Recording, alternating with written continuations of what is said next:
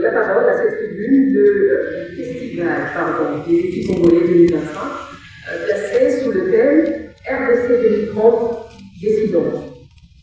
En ce moment où le pays est dans la tourmente avec une guerre d'agression motivée, vous le savez, en vérité, on va dire, par des vérités de pillage et d'hégémonie qui visent à remettre en question l'intégrité territoriale, mais aussi la souveraineté nationale, l'objectif donc, on va dire, poursuivi par les organisateurs, à savoir contribuer à une mobilisation nationale et internationale pour que les choix, nos choix faits aujourd'hui, construisent la RDC de 2020, je dirais en tout cas combative comme une contribution de la presse à cette exigence patriotique de mobiliser les forces vives.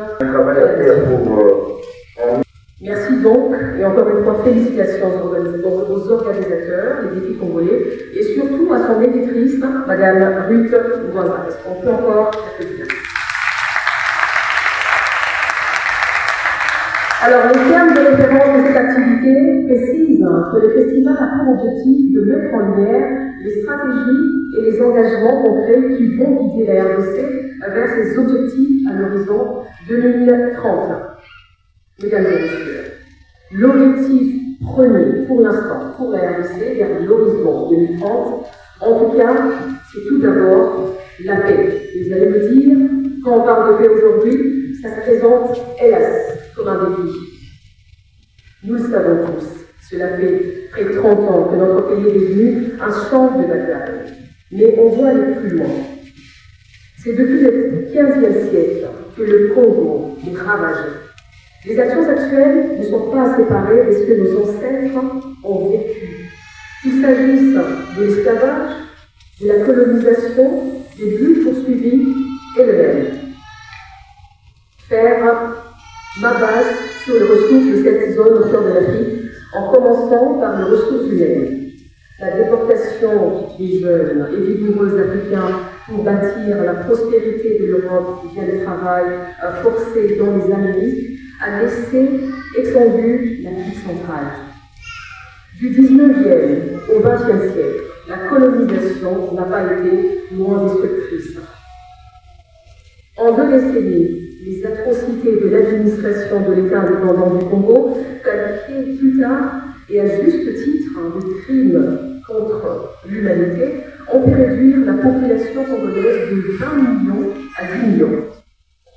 À en croire Adam Smith, auteur du best-seller Les fantômes du roi Léopold, la motivation du roi des Belges n'était qu'un désir pour l'argent qu'il pouvait obtenir par l'exploitation des ressources du Congo. Voici que 30 ans après l'indépendance, le Congo vit pire que ce que Léopold vit au Congo. Nos compatriotes, nos frères et sœurs meurent quotidiennement par centaines. Et le décompte est lourd, très lourd. Pas moins de 12 millions en 30 ans. Cela est dramatique. Les faits sont documentés, y compris par l'Organisation des Nations Unies, à travers les rapports des experts et sa mission au Congo, la MONUSCO. Et vous serez tous d'accord avec moi qu'il faut que ça s'arrête. Et ça s'arrêtera. Le défi, vous avez perdu la foi, ça s'arrêtera. Le défi de notre existence exige de notre part à tous un engagement collectif pour survivre à ce plan macabre. Nous ne pouvons pas nous faire piétiner et laisser les autres prendre possession de notre héritage, la terre de nos ancêtres. La RDC, c'est notre seul patrimoine commun. Chacun de nous a donc le devoir d'agir à partir de sa position sociale pour défendre la patrie. Cependant, de nous tous, la plus grande responsabilité incombe au président de la République. L'ennemi tire, faudra le dire également, sa force du silence des victimes que nous sommes. Ne nous y trompons pas. Il y a un système tentaculaire qui a fonctionné à merveille pour étouffer nos voix. Voilà pourquoi, dans tous les forums, le président de la République ne cesse de parler haut et fort. Il nous faut la paix maintenant pour accélérer la reconstruction de notre beau pays, la RDC, en 2030. Et cela n'est pas un horizon lointain. Mesdames et messieurs, la paix que nous désirons tous est un droit fondamental sans lequel la vie n'est tout simplement pas possible. Elle est une condition sine qua non à tout développement. Et voilà pourquoi trouver la paix est considéré comme une infraction.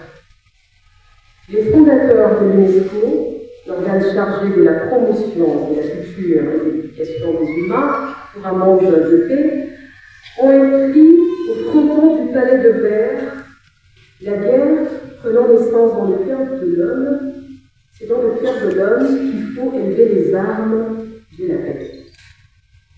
Oui, c'est donc dans la conscience de l'individu que j'ai la capacité de faire la guerre ou celle de faire la paix. Oui, la paix est une éthique, c'est une manière de vivre et surtout une manière d'être. Et pour nous qui sommes un peuple croyant, nous savons que le Fils de Dieu a énoncé la règle d'or pour vivre en paix. Ne faites pas à autrui ce que vous ne voulez pas qu'on vous fasse. Mesdames et messieurs, la guerre commence par la pensée. La pensée, on passe aux actes en commençant par ceux apparemment insignifiants et anodins, comme par exemple, on va dire ici, propager des fausses nouvelles. D'ailleurs, toutes les guerres commencent par la diffusion des informations fausses sur l'adversaire ou l'ennemi.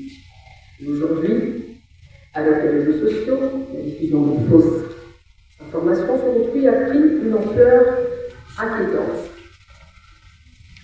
Il est donc important de le dire à vous, jeunes compatriotes et congolais, ne rigolez pas quand on diffuse des fausses informations sur les autres ou sur votre pays. Ne les propagez pas. Ne vous faites pas enrôler dans ces pratiques. Apprenez à vérifier les faits et les récits publiés dans les réseaux sociaux. Engagez-vous à rejeter et à vous désolidariser des populistes. C'est une condition, une des conditions, on va dire, pour bâtir la paix et la cohésion nationale en vue d'un Congo prospère. Mesdames et messieurs, dans l'exercice de mes fonctions comme le porte-parole du chef de l'État, j'ai appris que communiquer une vision, ce n'est pas seulement relayer des messages institutionnels. C'est également faire en sorte que les citoyens se reconnaissent dans les conditions ou dans les décisions, on va dire, qui façonnent leur quotidien. Nous ne pouvons pas décider sans expliquer, ni agir sans rendre compte.